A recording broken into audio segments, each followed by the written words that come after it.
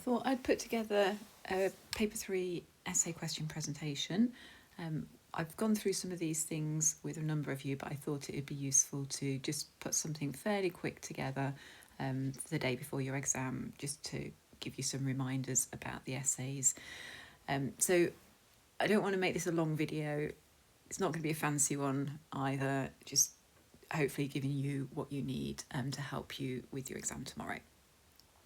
Right, so first up is about picking the right question. Now, there'll be topics that you like and you want questions on those topics. There'll be topics that you really don't like and you really don't want to do those questions. But there's also other ways of looking at which questions to do. So what I've done is I've put at the bottom of this document a selection of questions, and I'm just going to whiz through them to see look at which ones are probably going to be a bit easier to do. So I've highlighted here in pink, it says questions which have something changing are going to be easier. So if you've got a policy or something's increasing or decreasing, then that's going to be inviting you to shift a curve, whether that be aggregate demand, aggregate supply, cost, revenue. And if you can shift a curve, that's always going to give you better analysis than if you're just writing words without a diagram. So if you can get a diagram in where you're going to be shifting a curve, that's going to be much better. So if you can look out for questions which have curves shifting, that's going to be a lot easier. Questions that say the influences or factors impacting, they're always going to be a lot harder. Well, I think they are, because you're probably not going to have a curve shifting. You're going to be talking about the factors, and if you've not got a diagram to talk about, it does make it harder to get some decent, deep, good quality analysis. So I'm just going to go down to the bottom of this document where I've popped a few questions, and I've highlighted the ones in pink with a highlighter and match up with the one where this changes, just to give you an idea of what I mean by that. So for example, this 2017 one, it says effect of policies. So we've got policies to stimulate economic growth, and I'm going to walk you through that one in a little bit more detail in a moment. Changes in levels of investment. So before you've even thought very deeply, you know changes in investment, that's going to be a component of aggregate demand that's going to shift AD. So that's going to be very easy for your macro point. This next 2017 one is going to be harder. It says evaluate micro and macro influences on UK's international competitiveness. So that's looking at factors that determine whether the UK is competitive or not.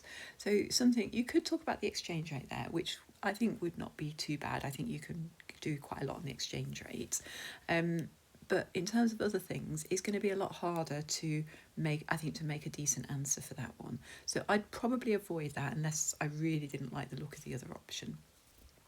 Next one is government policy cutting public spending. Okay, so you're cutting government spending, a cut in G. G is a component of aggregate demand, so you don't even need to think too hard to get some macro there. Here we've got another influence one.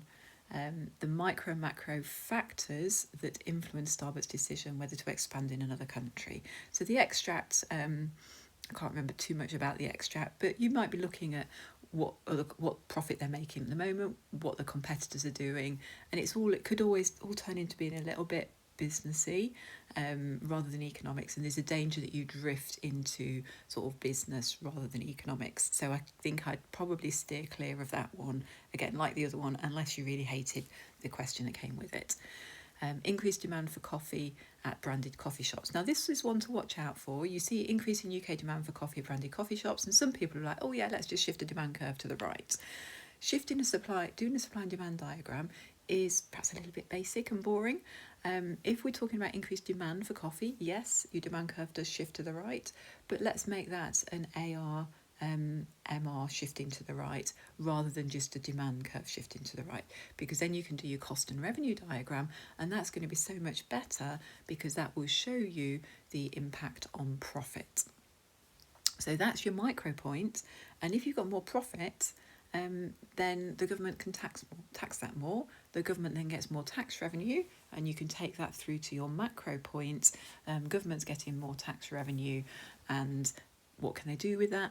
They can, well, first up, you could say they might reduce their deficit. It might reduce their deficit. Or second up, you could say that perhaps they could increase government spending. And then we've got the G as a component of AD thing when you aggregate demand diagram. So that takes you in that way to macro. Here we've got increased government spending. G is a component of aggregate demand. tax on sugary, that's high fat, salt, sugar foods, I think. So imposing a tax on that. So that you can talk about putting a tax like in your micro diagram, and show the burden of a tax on consumer producer. But you could also bring externalities into that one, because it's going to reduce your negative externalities. And then policies to improve competitiveness, that's another good one, because your policies are going to shift a curve. And then micro and macro effects of decline in literacy and numeracy skills. That's a bit, I'm not sure I like that one very much. But if you've got decline in skills, that's going to be the opposite of kind of education and training. So that's going to lower productivity. So you could think about that on an MRP, lower MRP. You could also think about that as LRAS shifting inwards. So that would be okay, but I don't think that's quite so good. So that's just a quick run through of sort of how to select your question in terms of if you can pick something that's shifting. But we can't just sort of say, right, this is shifting, this is going to be easy, because it's not always going to be easy. So what we're going to do now is I'm going to go through a few different types of questions where you've got things shifting. Right, so first up, it says evaluate policies. Now, if it says evaluate policies, you have to think of the policy yourself. Now that is quite open-ended, and some of you may find that a bit difficult. So what you're going to do is first of all, you're going to note down the policies that you can think of. So we're going to go to that, do that first. So we've got here a question from 2017. It says, with reference to the information provided and your own knowledge, evaluate the micro and macro effects of policies. So we want to know the effects of the policies. We don't want to know how the policy is working to stimulate economic growth, but we want to know the effect of the policy. So we're thinking policies to stimulate economic growth. So I'm thinking you want to be shifting AD. So policies to shift AD. So that would be fiscal. So it would be expansionary. So that's going to be increased government spending, reduced taxation. Maybe monetary, which would be reducing interest rates.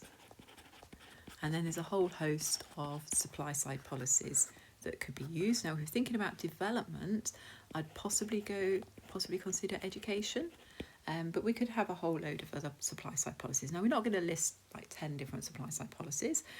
You might think about a few others, like maybe privatisation, reducing trade union power.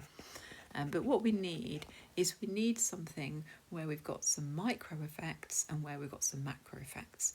Now, I always like it if I can use crowding out for my evaluation. So at this point, it's obvious where we've got macro points. The macro is going to be easy, micro not so much. So for macro, if you can talk about government spending, then as your evaluation, you can use crowding out. So I'd be inclined to go for that one possibly. But the more difficult thing is thinking about micro. So in terms of micro, we're going to think, well, okay, so what could cause cost or revenue to change?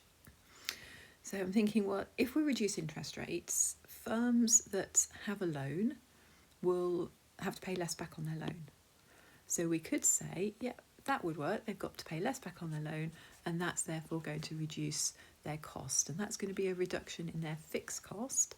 And if fixed costs fall, then you've got a reduction in average cost, and then you're well away because you can shift your average cost downwards. You can show what's going to happen to price. You can show what's going to happen to profit. Profit is going to fall. Price is going to fall. If price falls, that's going to be increased consumer surplus. If price falls, that's going to be closer to the allocatively efficient point. And if profit doesn't fall, does it? Profit increases. So profit increases, and that's going to be greater dynamic because of reinvestment. So it started off being a little bit tricky thinking about the micro point, but now I've just sort of written out some examples there of things that you can write about for your micro point if you go for interest rates. So note, we're not saying how interest rates stimulate growth and development. We're saying the impact of interest rates. Now, the question says policies, which means we can't just do the same policy for your micro and macro. So for macro then, I would possibly go for fiscal. So we've got increased government spending, and reduced taxation. We could then say that that's going to lead to increased AD. And then you've got your diagram where you shift AD to the right. And on your diagram, that's going to show econ growth. It's going to show it's going to be increased economic growth, a reduction in unemployment, because more output means more workers needed, and labour is a derived demand. It's going to show an increase in the price level. Now, I'm not sure whether you possibly say increase in price level here, or you could do that as evaluation where you're saying it's a sort of a negative. And then if so then the government's going to get more. There's going to be a worsening of the government's budget, which is not so good. For evaluation, let's go for another colour for that blue. Evaluation: if government spending has increased, then we could have crowding out, which means that an increase in government spending is going to could cause lower private sector investment, which means AD will not shift as much as expected. We could also do the size of the multiplier. So a bigger multiplier is going to lead to a bigger shift in AD and therefore a bigger increase in economic growth, reduction in unemployment. And then we could also say it depends where the economy is on the long run aggregate supply curve. Just a quick reminder, if we're on the below full employment bit, then you're going to get your economic growth. If you're in recession, then there's no inflation, but you're getting economic growth. And if you're at full employment, then you're going to get no economic growth, but you will get inflation. So we say it depends on position on LRAS. Now, multiplier and depends on position on LRAS, depends on the state of the economy. You could say depends on the size of the output gap. Those are things that you're going to recycle a lot, and you're going to use those whenever you shift AD. Now, you may talk about if government spending has increased on infrastructure, that could be increased productivity, could shift your LRAS. There's a lot of different avenues that you could go down, but I'm just trying to I'm trying not to overcomplicate the issue too much. Now, in terms of evaluation for the micro point, just get rid of that. For the micro point, we've said lower interest rates. Well, and we went down said the argument that lower interest rates, firms that have loans will find their cost of production have fallen. Well, not all firms will have loans, so it's not going to impact them all. And also, some will have fixed rate loans. So if they've got a fixed rate loan, like a fixed rate mortgage, the interest rate isn't going to change. So that means that average cost may not fall. Whenever you're talking about profit increasing and price decreasing, well, you can say might not pass this on. So they might not pass this price fall on to consumers. So consumers might not get a lower price, and they might not reinvest. They might give dividends to shareholders instead of reinvesting, so you might not get dynamic efficiency. So that's just giving you a bit of an idea of where you'd get your micro and your macro points from and some evaluation, and these evaluations can often be recycled. Now, you need a conclusion, and I think the conclusion without looking at the extract can be a bit tricky, but I'm not going to worry too much about the conclusion because I think most of you are going to run out of time, and if you're going to run out of time, the best thing to let go would be the conclusion. So if you're not going to get much for the conclusion, you're better off focusing on making sure your evaluation is top-notch rather than doing a long conclusion. Right, so that's the first type of question where you're picking the policy yourself. So that's going to be a little bit more planning because it's about picking the most appropriate policy. Now, you could have gone down the education route, and if you went down the education route, you could talk about how that's going to increase productivity, it could increase MRP.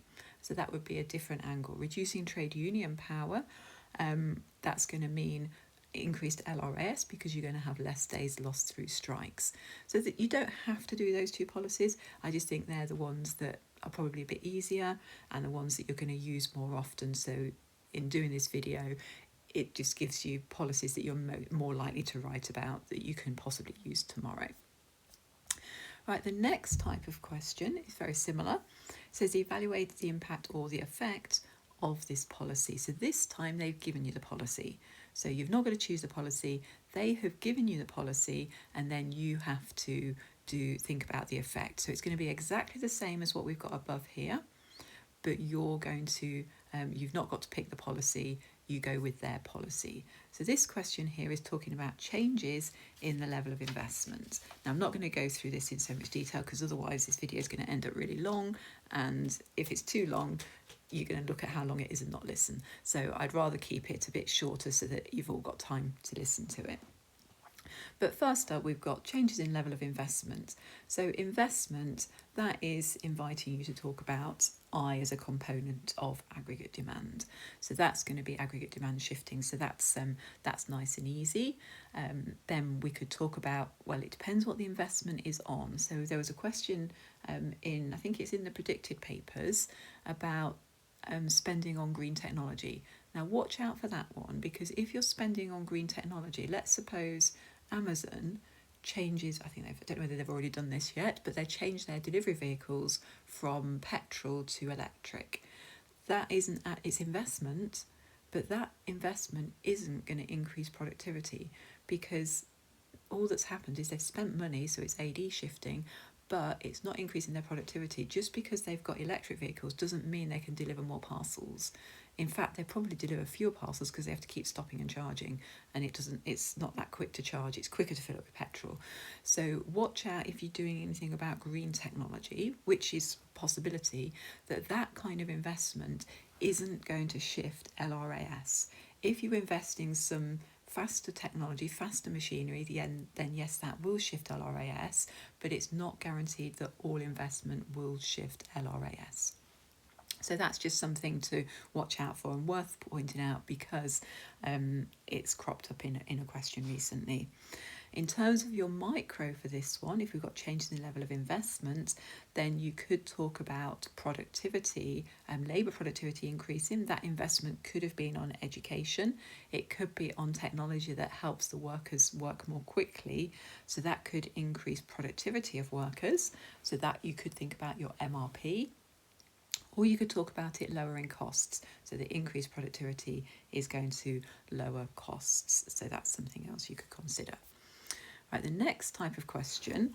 Now, this is a little bit different. It says evaluate policies too. So the first two I've looked at is the impact of the policies. The next one here is evaluating how the policy works. So the example down here, it says evaluate possible micro policies. So again, you've got to pick your policies which could be used to improve competitiveness. So for this one, you have to pick your policies and then explain how they work. So note, there's nothing in there saying the impact of the policies. This is just saying evaluate possible policies to improve competitiveness. So this is like a paper 1, paper 2 question, but where you're going to say, this is the policy, this is how it works, this is the problem with the policy.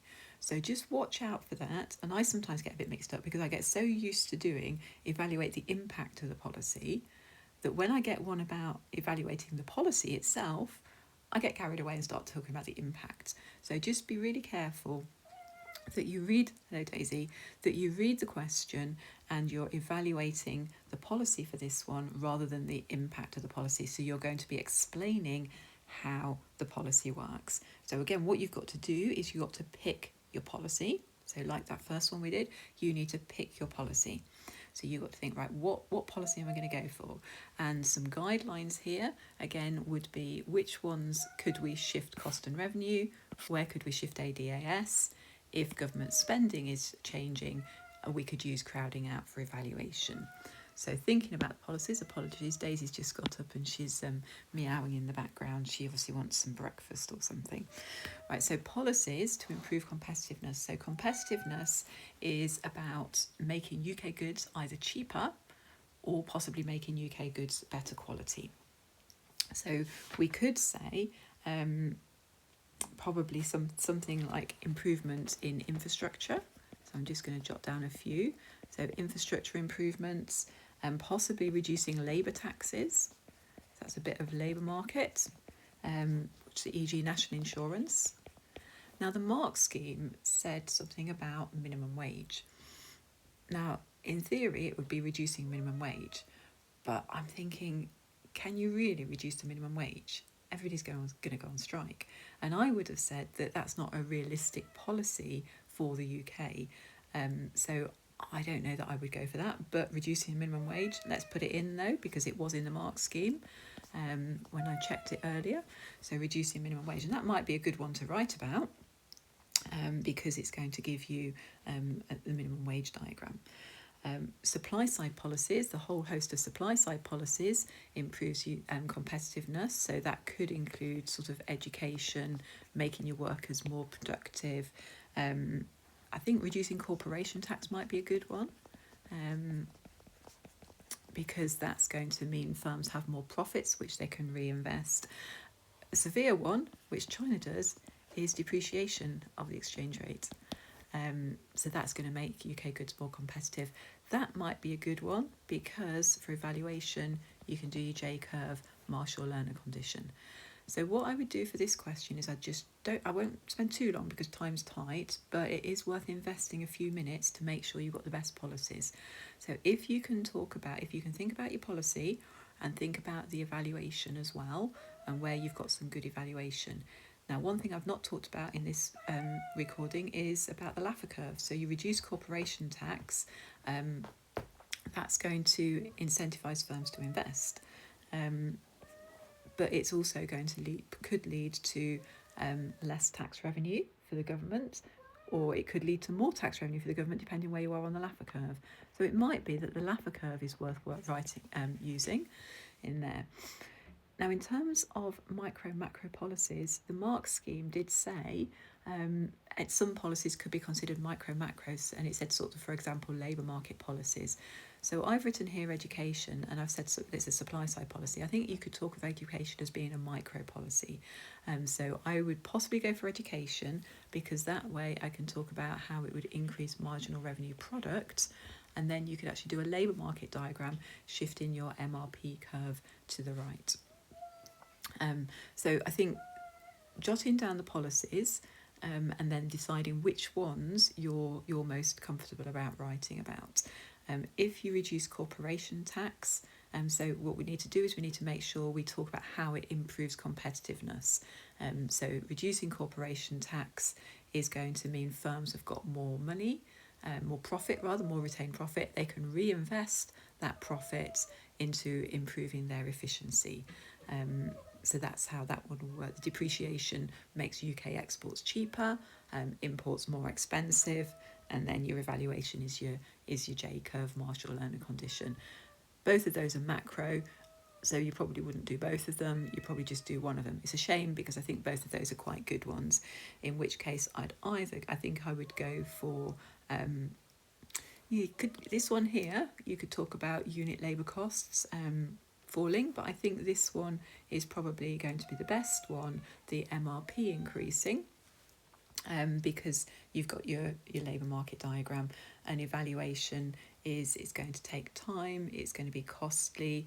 If ever you're educating your workers, they could always just go off to another country. So you spend your money on educating your workers, and then it doesn't improve competitiveness because those better educated workers go off and work somewhere else in another country.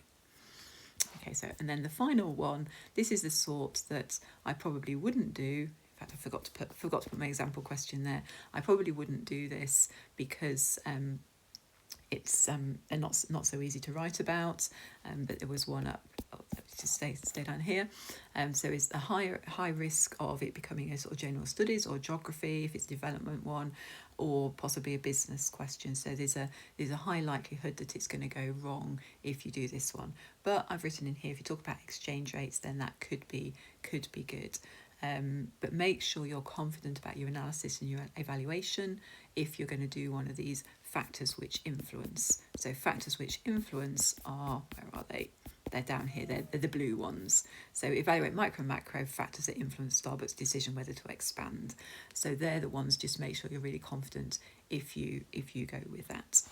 Right, hopefully that's not been too long. I just wanted it to be sort of short enough that you've all got time to listen to this before your exam, but hopefully long enough to give you some useful bits of information. So I'll tidy this document up and send it over to you, and then you can use this alongside the other document that I sent about 2 weeks ago.